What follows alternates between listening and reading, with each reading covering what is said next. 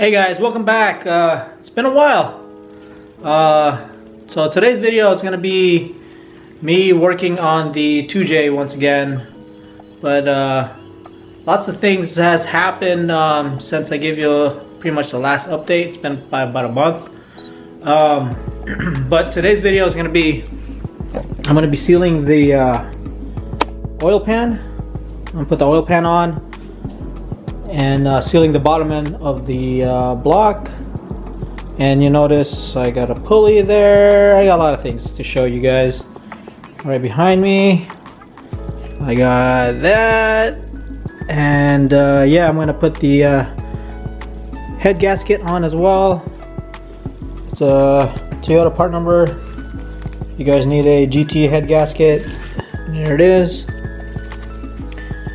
I bought some ARP head studs, and there's the turbo. So before I get to all that, let me work on this and get this bottom end sealed so I don't have to worry about this anymore.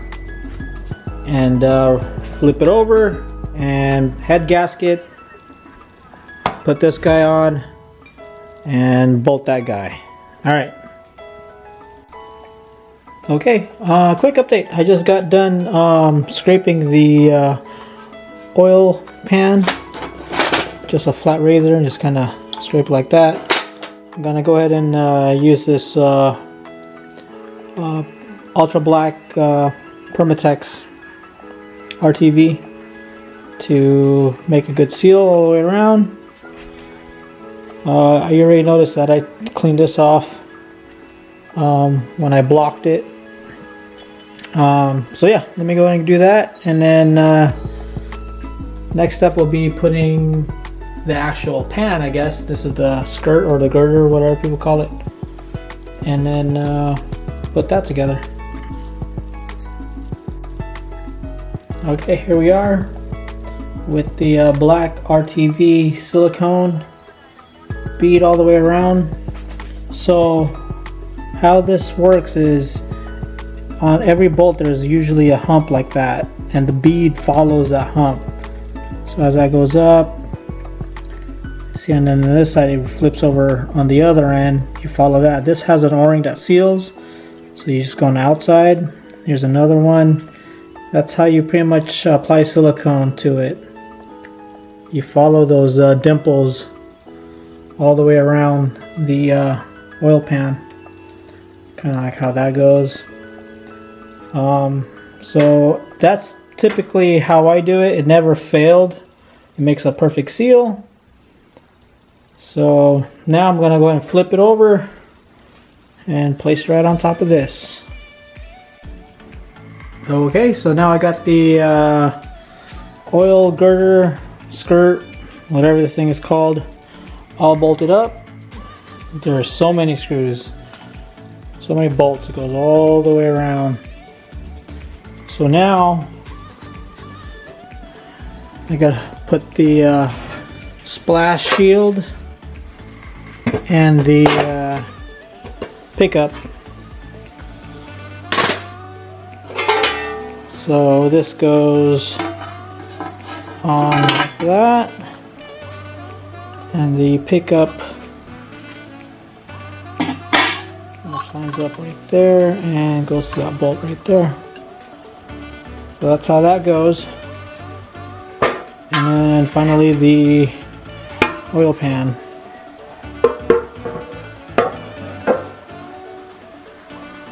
So let me get started with that, and I'll show you once I'm done. Alright guys, there you have it. It's the complete oil pan install. This thing was probably about 50 screws, or sorry, bolts. This was originally a mid-sump. So I traded a guy on OfferUp or Facebook or something like that. He wanted the mid-sump, I wanted the front sump. And it worked out well. So now I'm just gonna rotate the motor over, do the head gasket, and put the head on, torque it down. I'll show you guys in a second. So I got the motor turned around. While I was doing that, I installed the turbo drain right on there. I got that from Drift Motion, I believe it is. So now I'm going to start with the head studs. These are ARP head studs. They're pretty simple to put on. You kind of just put them on like that, and they want you to hand tighten it.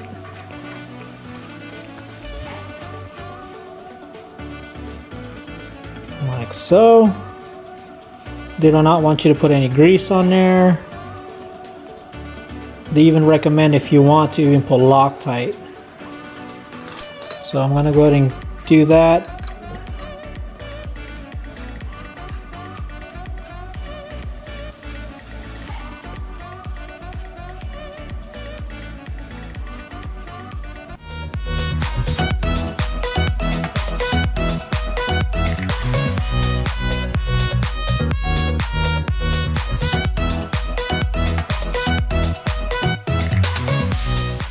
Okay, so we got the head studs now installed. These are all hand tightened. And now it's time for the head gasket. So this head gasket is a GTE head gasket. So it's a little bit thicker than the GE. So it's going to drop my compression significantly.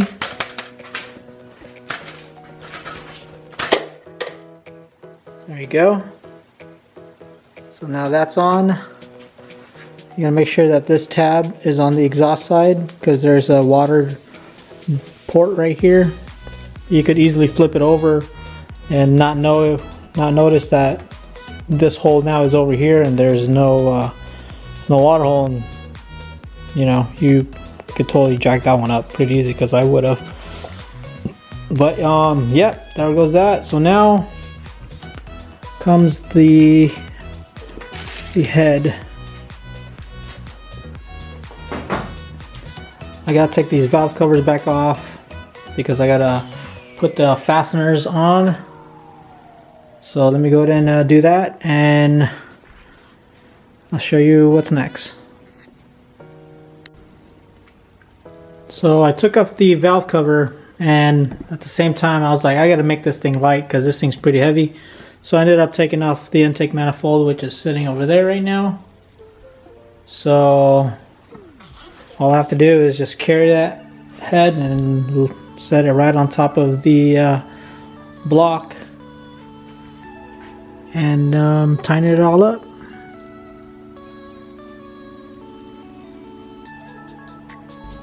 Alright guys, so I finally got the head torqued. I had to take the cams back off because I couldn't put that washer in there for the head studs.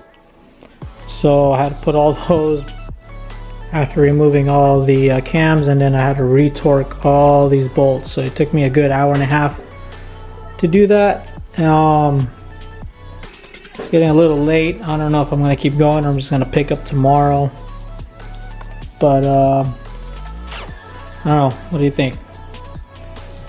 Alright guys, so it's the second day. I was a little tired last night, so I just called it quits. But yeah, let me show you what I ended up doing that I didn't record.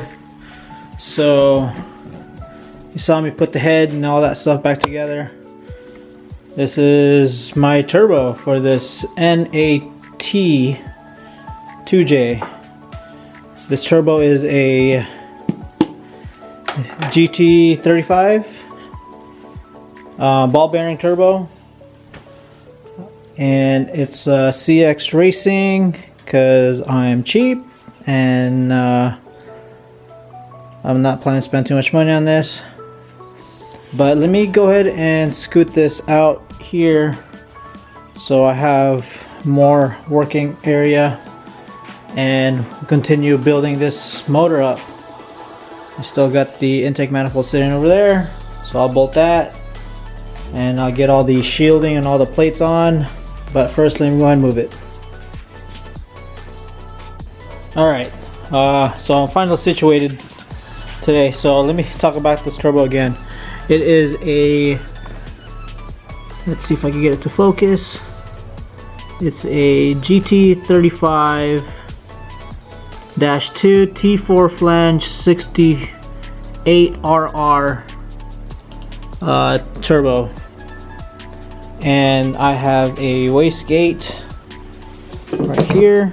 It's I think a 10-pound wastegate. I'm gonna go ahead and bolt that up to that, and in the box right there I have all my gaskets for my valve covers. I got the spark plugs in there already so debris doesn't fall in, so that's all sealed up. But yeah, let's get started. Try to keep up, and hopefully I could get the motor out of this car and kind of start mocking up this motor, because I got to make motor mounts for this thing and I haven't even checked the clearances, but regardless, I know I'm gonna make it fit some way or another. Alright, let's get going.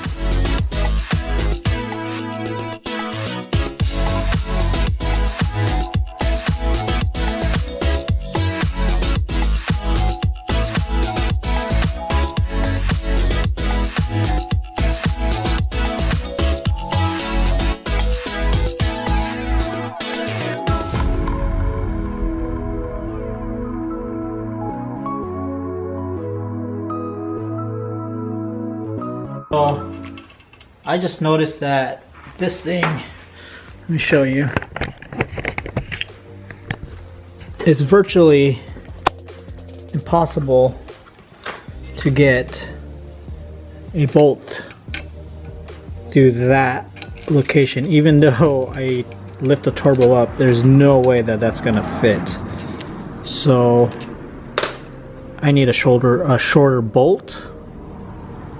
And I'm just gonna end up, I want to use these high torque Allen screws instead of these hex bolts, because in there this would be a lot easier since the tool's a lot skinnier. I'll be able to turn it in a lot easier, because this guy is, you see it's pretty tight in there.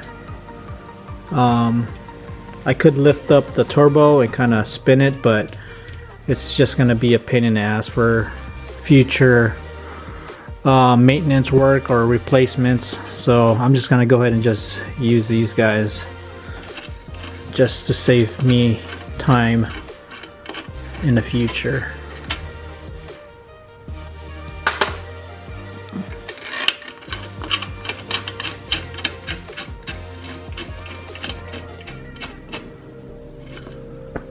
Yeah, that's a lot better.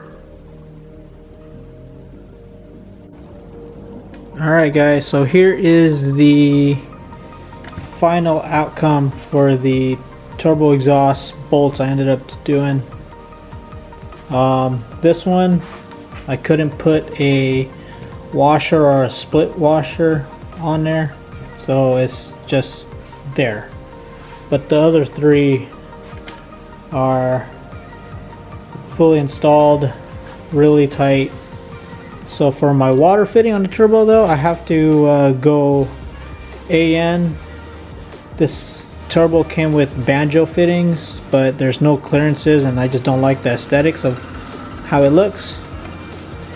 So those are gonna get dash, I don't know, dash 4, 6, 8, somewhere around there. Yeah, wastegate's ready on, you notice that. That's all tied up. Gotta get a wastegate dump made, or I'll make one. But now I'm on the intake side, and I have this thing to go on. So I don't have a gasket for it, so I'm just going to use RTV. This happens to be a Mitsubishi dealer RTV that I've had for a while. Just had it laying around, so that's what I'm going to do right now.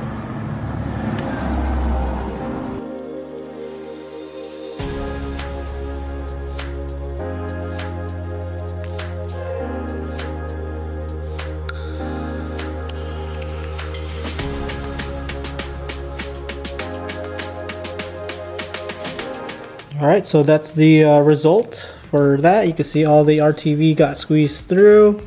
I'm gonna let that dry. I don't want to wipe it off because it just ends up smearing. Wait till it dries and you can peel it right off.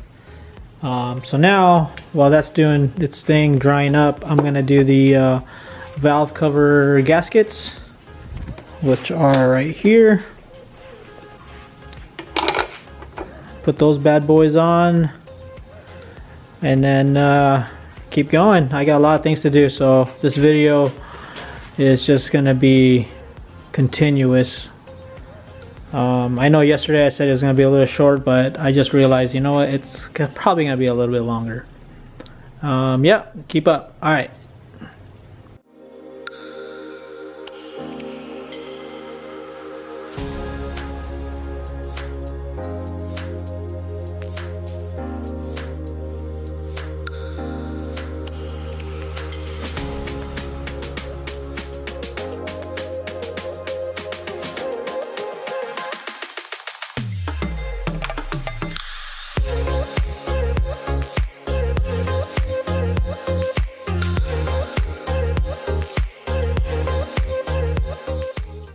Valve cover's all done, nice and sealed. I replaced the gasket, and I see these little nubs on these center portion. These are also rubber, and the kit that I bought had these replacements because the old ones were really brittle and fragile. So you see them, they're on the other side, but you could kind of see how I pushed the gasket through there. So it prevents it from possibly rattling or making unnecessary noise. So now I got the timing mark cover, I guess you'd say. It kind of goes in there. I got to remove the cam gear, but you notice that I have this tube that follows here. I don't need to use this anymore, so I'm gonna grind these welds off. There's 1, 2, and 3, and then that could be gone, and then I'll go ahead and install this. So let me get the grinder and start grinding.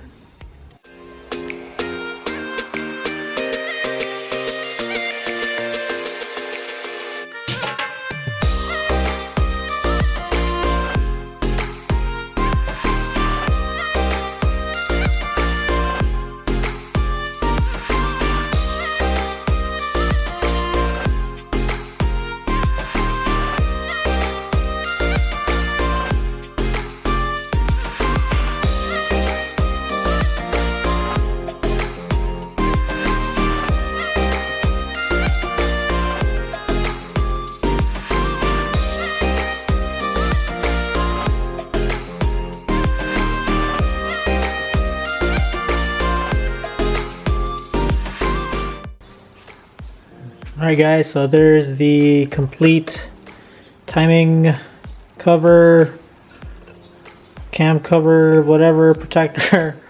Yeah, so those lines were sticking out there, no longer there now. Now I just have to install the intake. And that pretty much is done for the actually, I have to get a timing belt, serpentine belt as well, and then, you know, alternator, and then I gotta install the covers that go over these parts. For this one I have a clear one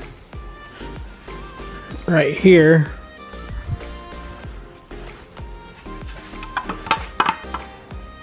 So that goes there. I got the 2 factory covers here. That's gonna go on. Yeah, but let me get the belts first. But for the most part, the exhaust side is pretty much done. I do need to get a couple fittings, AN fittings there, AN fitting down here with some hoses, thermostats right in there. That's all sealed. This pipe here, that's actually like a heater pipe to go to the heater core. That's all fastened. I'm just gonna cap this. I'm gonna use this guy as my return for my turbo, and I have to find one for the intake for the turbo for the water cooled, as well as my oil feed. So my dump is down there, which feeds to that. So I just need to find one. I'm pretty sure this, or I don't know. I gotta do some research. But yeah, for the most part, it's pretty much done. Let me button this intake manifold, and I think it'll be done and for today.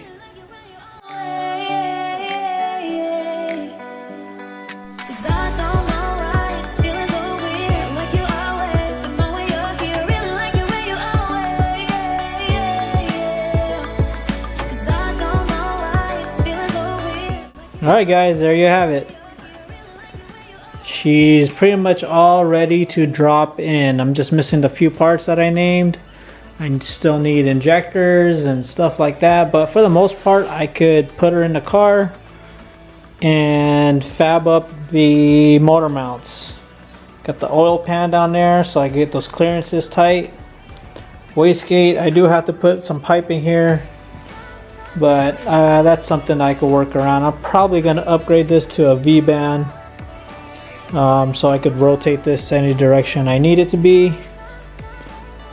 But that's it. Let's do a little walk around.